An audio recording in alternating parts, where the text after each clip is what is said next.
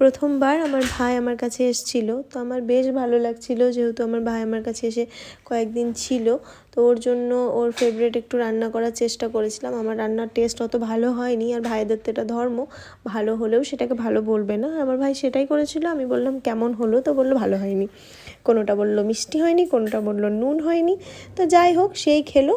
আর আমরাও খাওয়া দাওয়া করার পর একটু রেস্ট করেছিলাম। আর তারপর ওরা গেছিলো একটু বাজারে, আর সেই সময় আমি একটু স্কিন কেয়ার করে নিলাম। আমি একটু মুখে প্যাক লাগিয়েছিলাম বেসন, হলুদ আর মধু দিয়ে।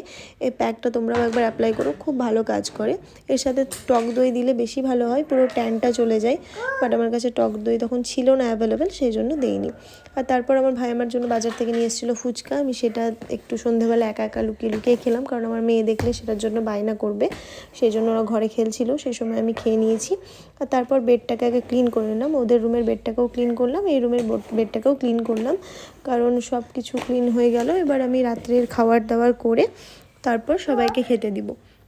রাত্রে ডিনারের জন্য বাড়িতে করলাম রুটি, আর আমার হাজব্যান্ড ও বাইরে থেকে নিয়ে এসেছিলো সবজি বলতে শুধু এনেছিল তড়কা, আর তার সাথে এনেছিল চানা মশলা। তড়কাটা নিয়ে আসা হয়েছিল কারণ আমি এইটুকু জানি যে আমার ভাই তড়কা খেতে ভালোবাসে, সেই জন্য ওকে বলেছিলাম যে তড়কা এনো। আর সাথে এনেছিল চানা মশলা, সেটা দিয়ে ওরা আজকে রাত্রে ডিনার করলো। আর ডিনার করতে করতেও দেখো ওরা খেলা দেখ। আজকের মতো এতটাই, আবার কোনো গল্পে তোমাদের সাথে দেখা হচ্ছে।